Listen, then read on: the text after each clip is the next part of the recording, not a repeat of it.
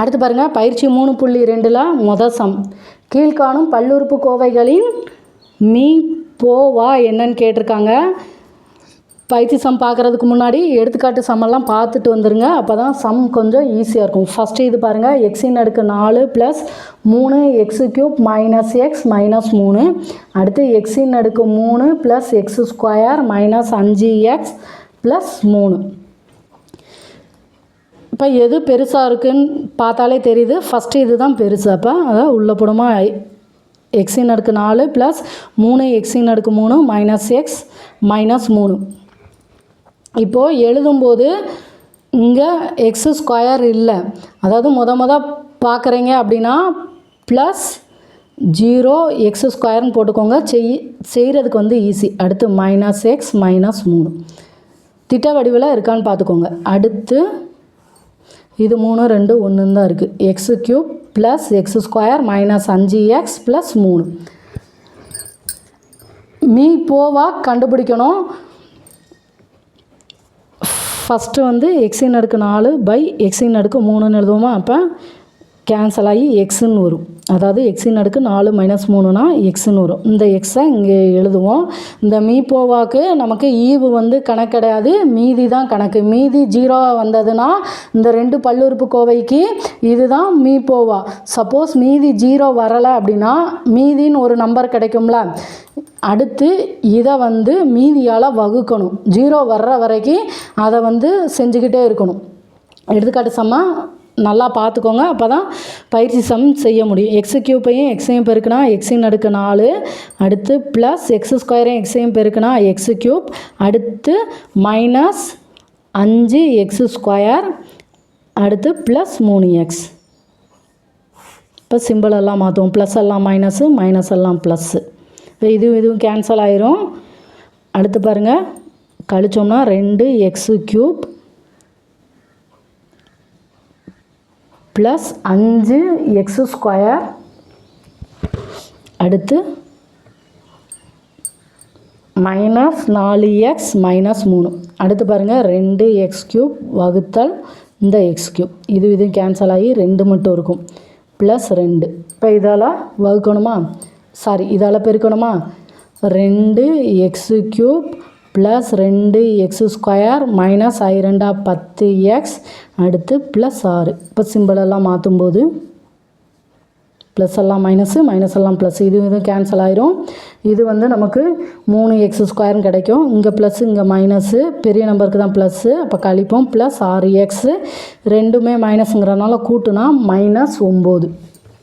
அடுத்து பாருங்கள், இங்கே க்யூப்னு இருக்குது, இங்கே ஸ்கொயர் இருக்குது. படி வந்து இதுதான் அதிகமாக இருக்குது. அப்போ 3x² / x³ போட முடியாது. இப்போது மீதி வந்து இதுதான் நமக்கு. மீதி வந்து 0 வர்ற வரைக்கும் அடுத்த ஸ்டெப் செய்யணும். அடுத்து பாருங்கள், இங்கே வந்து ஈவு வந்து கணக்கு பண்ணக்கூடாது. எந்த இடத்துல, மீ போவா கண்டுபிடிக்கிற இடத்துல இந்த இதை உள்ளே போடுவோமா. x³ + x² - 5x + 3. அடுத்து மீதி என்ன வந்திருக்கோ அதை இந்த இடத்துல எழுதுவோம். 3.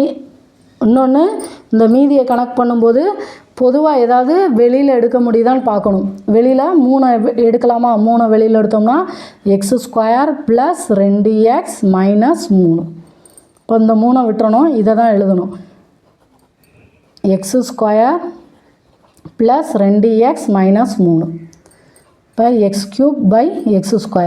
இப்போ இது கேன்சல் ஆகி x மட்டும் இருக்கும். x² எக்ஸையும் பெருக்கினா x³. அடுத்து +2xையும் எக்ஸையும் பெருக்கினா +2x². அடுத்து -3xையும் பெருக்கினா -3x. அடுத்து சிம்பிளெல்லாம் மாற்றுவோமா. இதுவும் கேன்சல் ஆயிரும். இங்கே வந்து -x² -2xன்னு வரும். ஏன்னா -5xலேருந்து +3xை கழிச்சா -2xன்னு வரும். அடுத்து இந்த +3 வந்து கீழே இறக்கும். அடுத்து பாருங்கள், இங்கே -x² இருக்குது. -x² போட்டுறணும் இந்த x². இதுவும் கேன்சல் ஆயிரும். மீதம் மைனஸ் மட்டும் இருக்கும். -1. இந்த -1 தான் இங்கே போடணும். அடுத்து இதை -1 வச்சு இது எல்லாத்தையும் பெருக்கும்போது -x² -2x + 3ன்னு வரும். அடுத்து சிம்பிளெல்லாம் மாற்றுவோமா. மைனஸை வந்து ப்ளஸ் ஆகும், ப்ளஸ்ஸை வந்து மைனஸ் ஆகும் மாற்றுவோம். இப்போ இதுவும் கேன்சல் ஆயிரும். இது கேன்சல் நமக்கு 0ன்னு வந்துருச்சு. அப்போது எதை வச்சு செய்யும்போது 0 வந்திருக்கு, இந்த இது அப்போது இந்த ரெண்டு பல்லுறுப்புக்கோவைக்கும் மீ போ வா வந்து X square plus 2x minus 3. இந்த இதில் மட்டும் நம்ம ஈவை வந்து கணக்கு பண்ணக்கூடாது. பல்லுறுப்புக்கோவையை பார்க்கணும். எதுவும் பொதுவாக வெளியில் எடுக்க முடியும்னா முதலே வெளியில் எடுத்துட்டு அடுத்து படியை கணக்கு பண்ணணும். இங்கே முதல்ல எக்ஸின் அடுக்கு 4, அடுத்து எக்ஸின் அடுக்கு 3ன்னு இருக்குது. இப்போ பெரிய நம்பராக உள்ளே போட்டு சின்ன நம்பராக வெளியில் போட்டு வகுப்போம். மீதி 0 வந்துருச்சுன்னா இந்த சைடு என்ன இருக்கோ அதுதான் இதோட மீ போ வா. இங்கே வந்து 0 வரலை. திரும்ப இந்த மீதியில் பொதுவாக வெளியில் எடுக்கணும்னா எடுத்துட்டு அடுத்து வர்ற நம்பரை இங்கே போடுவோம். உள்ளே வந்து ஃபஸ்ட்டு இதில் எந்த நம்பரால் வகுத்துருக்குமோ எந்த கோவையால் வகுத்துருக்குமோ அதை உள்ளே போட்டு மீதியால் வகுக்கணும். இதை ஞாபகம் வச்சுக்கோங்க. அப்படி மீதி 0ன்னு வந்துருச்சுன்னா இங்கே எதால் வகுக்கிறோமோ அதுதான் இந்த பல்லுறுப்புக்கோவையோட மீ போ வா. இப்போ சம்மெல்லாம் ஒரு தடவைக்கு 2-3 தடவை நல்லா செஞ்சு பாருங்கள். அடுத்து ரெண்டாவது பாருங்கள். எக்ஸின் அடுக்கு 4 மைனஸ் 1, அடுத்து X cube minus 11 X square plus X minus 11. இப்போ இதை திட்ட வடிவில் எழுதிக்கலாமா? இதுதான் பெருசு. ஏன்னா படியில் வந்து இதுதான் அதிகமாக இருக்குது. எக்ஸின் அடுக்கு 4 plus 0 X cube plus 0 X square plus 0x minus 1. ஏன் இப்படி எழுதுகிறோம்னா அப்போ தான் இங்கே க்யூப் ஸ்கொயரெல்லாம் போடும்போது நமக்கு சம் செய்ய ஈஸியாக இருக்கும். இப்போ எடுத்து எழுதிக்கிடுவோமா? எக்ஸின் அடுக்கு 4 plus 0 X cube plus 0 X square plus 0x minus 1. அடுத்து இந்த இது எழுதுவோம். X cube minus 11 X square plus X minus 11. First என்ன பண்ணுவோம்? எக்ஸின் அடுக்கு 4 பை எக்ஸ் கியூப். அப்போ நமக்கு எக்ஸுன்னு கிடைக்கும். எக்ஸை இங்கே போட்டுருவோமா? இப்போ இதை வச்சு இதை பெருக்கும்போது எக்ஸ் கியூப்பையும் எக்ஸையும் பெருக்குனா எக்ஸின் அடுக்கு 4 அடுத்து minus 11 x cube plus x square minus 11 X. இப்போ சிம்பிளெல்லாம் மாற்றுவோம். மைனஸு இது ப்ளஸ்ஸு இது மைனஸு இது ப்ளஸ்ஸு. இப்போ இது கேன்சல் ஆயிரும். ப்ளஸ் 11 எக்ஸு க்யூப், இங்கே மைனஸ் எக்ஸு ஸ்கொயர், இங்கே ப்ளஸ் 11 எக்ஸு. அடுத்து பாருங்கள், இந்த மைனஸ் 1 கீழே இறக்கணும். அடுத்து இங்கே 11 எக்ஸு க்யூப்னு இருக்குது, இங்கே x cube by x cube. இதுவும் கேன்சல் ஆயிரும். ப்ளஸ் 11 தான். இப்போ இதை வச்சு பெருக்கும்போது 11 எக்ஸு க்யூப், அடுத்து ப்ளஸ் 11 மைனஸ் 11னா மைனஸ் 121 இந்த எக்ஸு ஸ்கொயர், அடுத்து ப்ளஸ் 11 எக்ஸு மைனஸ் 121. இப்போ சிம்பிள் எல்லாம் மாறுமா? ப்ளஸ் எல்லாம் மைனஸும் மைனஸ் எல்லாம் ப்ளஸ்ஸாக மாறும். இப்போ இதுவும் கேன்சல் ஆயிரும். Plus 121 X square minus X square. அப்போ கழிச்சோம்னா 120 எக்ஸ் ஸ்கொயர். இதுவும் கேன்சல் ஆகி நமக்கு இங்கே ப்ளஸ் 120ன்னு கிடைக்கும். அடுத்து பாருங்கள், மீதியில் 0 வரலை. அடுத்து மீதி ஏதாவது சுருக்க முடியுமான்னு பார்க்கணும். ரெண்டுலேயுமே 120 பொதுவாக வெளியில் எடுக்கலாமா? வெளியில் எடுத்தோம்னா இங்கே வந்து எக்ஸ் ஸ்கொயர் ப்ளஸ் 1ன்னு வரும். அப்போது அடுத்த ஸ்டெப் என்ன செய்வோம்? இதை தான் எடுக்கணும், எக்ஸ் ஸ்கொயர் ப்ளஸ் 1. இங்கே வந்து இந்த இதை எடுக்கணும், x cube minus 11 X square plus X minus 11 இந்த எக்ஸ் ஸ்கொயர் ப்ளஸ் 1ஆல் வகுக்கணும். இப்போ எக்ஸ் க்யூப் பை எக்ஸ் ஸ்கொயர்னால் நமக்கு எக்ஸுன்னு கிடைக்குமா? எக்ஸை மேலே போட்டுருவோம். எக்ஸ் ஸ்கொயரையும் எக்ஸையும் பெருக்குனா எக்ஸு க்யூப். அடுத்து பாருங்கள், ப்ளஸ் 1ஐயும் எக்ஸையும் பெருக்குனா நமக்கு எக்ஸுக்கு நேராக எழுதுவோம். அடுத்து சிம்பிள் மாறும். இதுவும் கேன்சல் ஆயிரும், இதுவும் கேன்சல் ஆயிரும். இந்த மைனஸ் 11 எக்ஸ் ஸ்கொயரை இறக்குவோம். அடுத்து மைனஸ் 11 இறக்குவோம். இப்போ மைனஸ் 11 எக்ஸ் ஸ்கொயர் பை இந்த எக்ஸ் ஸ்கொயர். இதுவும் கேன்சல் ஆயிரும். மைனஸ் 11 அதை தான் இங்கே போடும். அடுத்து பாருங்கள், எக்ஸ் ஸ்கொயரையும் மைனஸ் 11 பெருக்குனா மைனஸ் 11 எக்ஸ் ஸ்கொயர். அடுத்து ப்ளஸ் 1 இன்ட்டு மைனஸ் 11 மைனஸ் 11. அடுத்து சிம்பிளை மாற்றும்போது இதுவும் கேன்சல் ஆயிரும், இதுவும் கேன்சல் ஆகி நமக்கு 0ன்னு வரும்.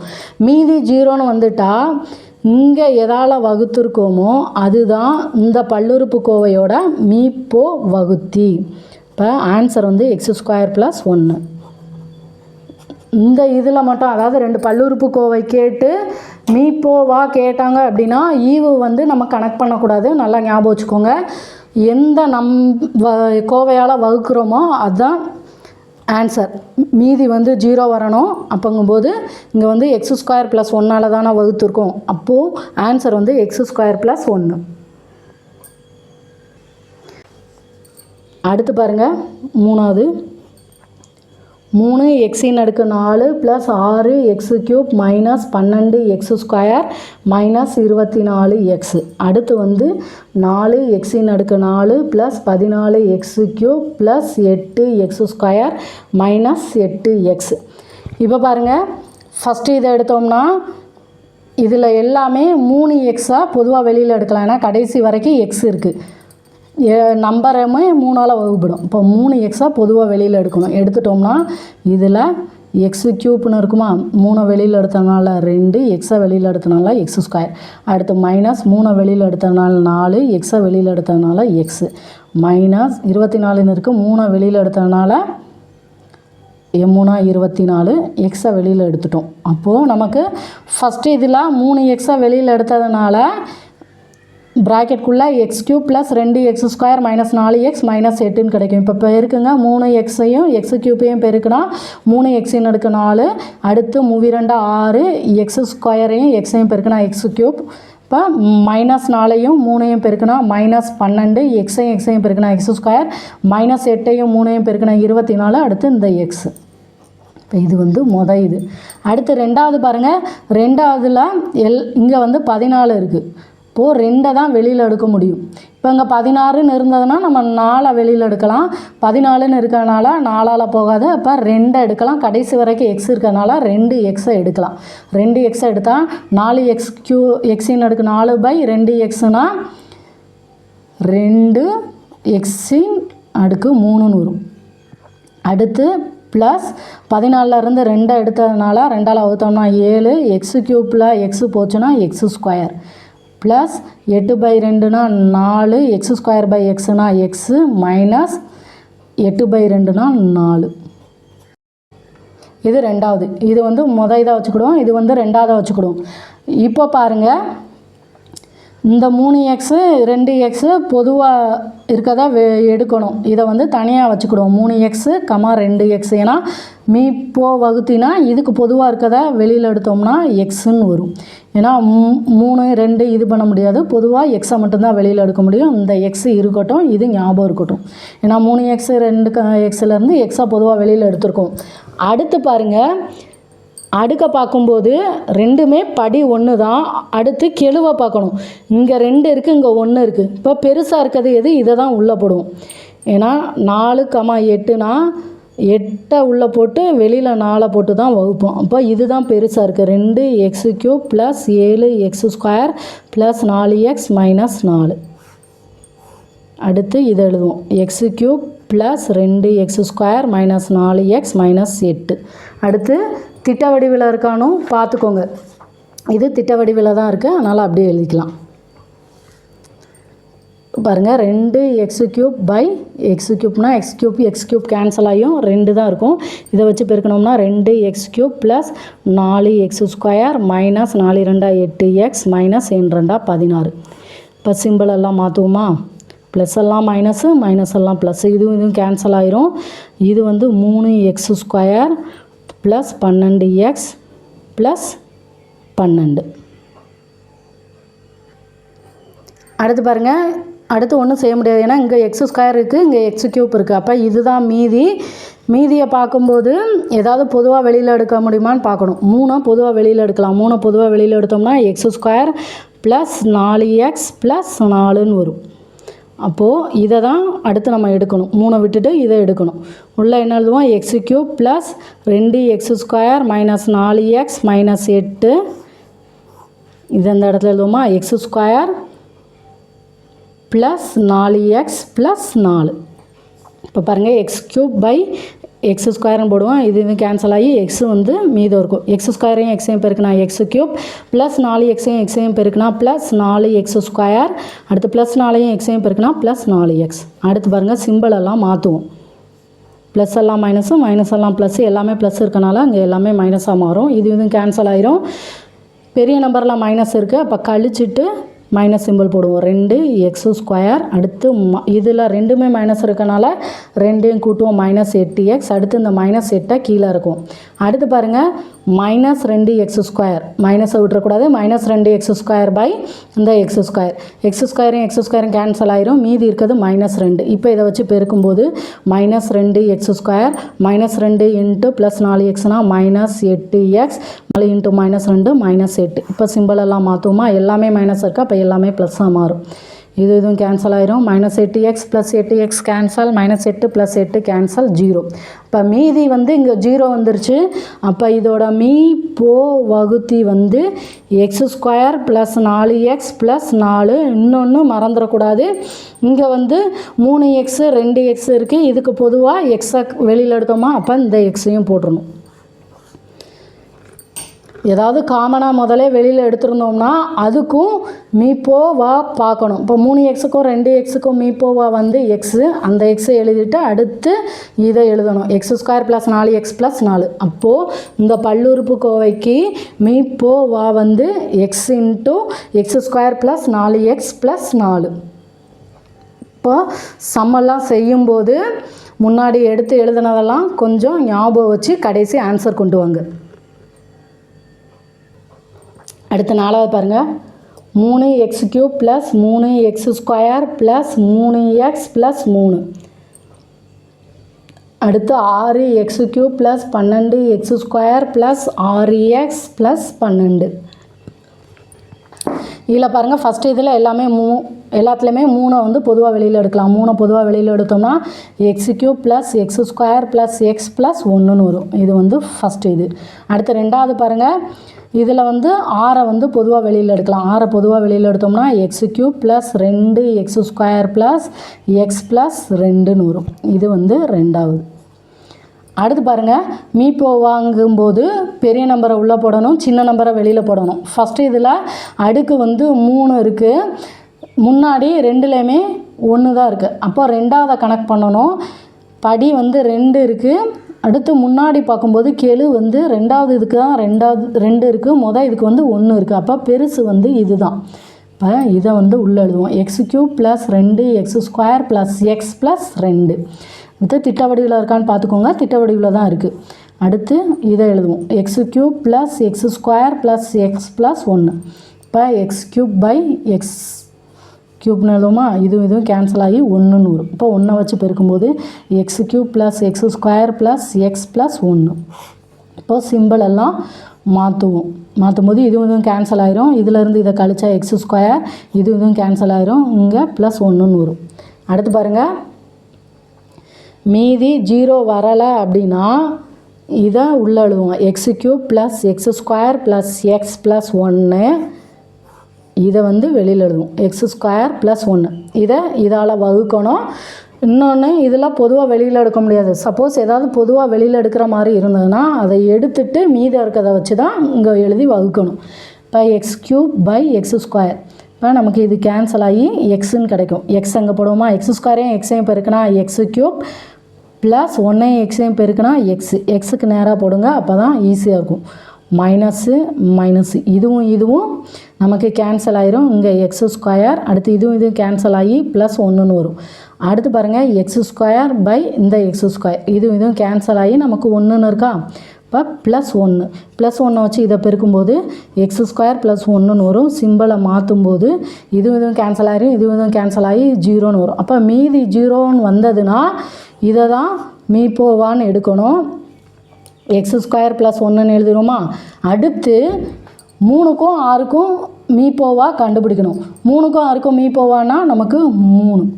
இப்போ ஆன்சர் வந்து இந்த இதுக்கு மீ/போவா, இந்த பல்லுறுப்புக்கோவைக்கு மீ/போவா வந்து 3 × x² + 1. 2 பல்லுறுப்புக்கோவை கொடுத்து அதோட மீ/போவா கேட்டாங்கன்னா அந்த பல்லுறுப்புக்கோவையில் பொதுவாக ஏதாவது வெளியில் எடுக்க முடியுமான்னு பார்த்து அதை எடுத்து எழுதிக்கிடணும். அதுக்கடுத்து படியை கணக்கு பண்ணணும். ஃபஸ்ட்டு இதில் பாருங்கள் 3, 2வதுல 3 இருக்குது. அப்போ இதை விட்டுட்டு அடுத்த இதில் பார்க்கும்போது படி 2. அப்போ கெழுவை பார்க்கணும். இதில் 1 இருக்குது, 2வது இதில் 2 இருக்குது. அப்போது பெருசாக இருக்கிறத தான் உள்ளே போட்டு வெளியில் வந்து சின்ன கோவையை எழுதணும். இப்போ இதை வகுக்கும்போது மீதி 0ன்னு கிடச்சதுன்னா அந்த 2 பல்லுறுப்புக்கோவைக்கு இதுதான் மீப்போவா. இப்போ மீதி 0 இல்லை அப்படின்னா திரும்ப அந்த மீதியில் ஏதாவது பொதுவாக வெளியில் எடுக்க முடியுமான்னு பார்த்துட்டு இங்கே எதால் வகுத்தோமோ அதை உள்ளே போட்டுட்டு இந்த மீதியை வச்சு திரும்ப வகுக்கணும். வகுத்து 0ன்னு வந்துடுச்சுன்னா இதுதான் அந்த 2 பல்லுறுப்புக்கோவையோட மீப்போ வா. அதுவும் இல்லாமல் அதுக்கு முன்னாடி இந்த கோவையிலேருந்து பொதுவாக வெளியில் எடுத்திருந்தோம்னா அதுக்கும் நம்ம மீப்போவா கண்டுபிடிக்கணும். இப்போ 3 6ன்னு இருக்குது. இதுக்கு மீப்போவா வந்து 3. அதுக்கப்புறம் கண்டுபிடிச்ச இந்த x² + 1. இப்போ சம்மெல்லாம் ஒரு தடவைக்கு 2-3 தடவை நல்லா செஞ்சு பாருங்கள். மெயினாக புக்கை கையில் வச்சுக்கோங்க. புக்கை வச்சு சம்மெல்லாம் பாருங்கள். அதுக்கப்புறம் ப்ரீவியஸ் இயர் கொஸ்டின் பேப்பரை வந்து பார்க்கலாம். மெயினாக ஃபஸ்ட்டு புக்கில் உள்ள சம்மெல்லாம் எப்படி செய்யணும்னு பார்த்துக்கோங்க.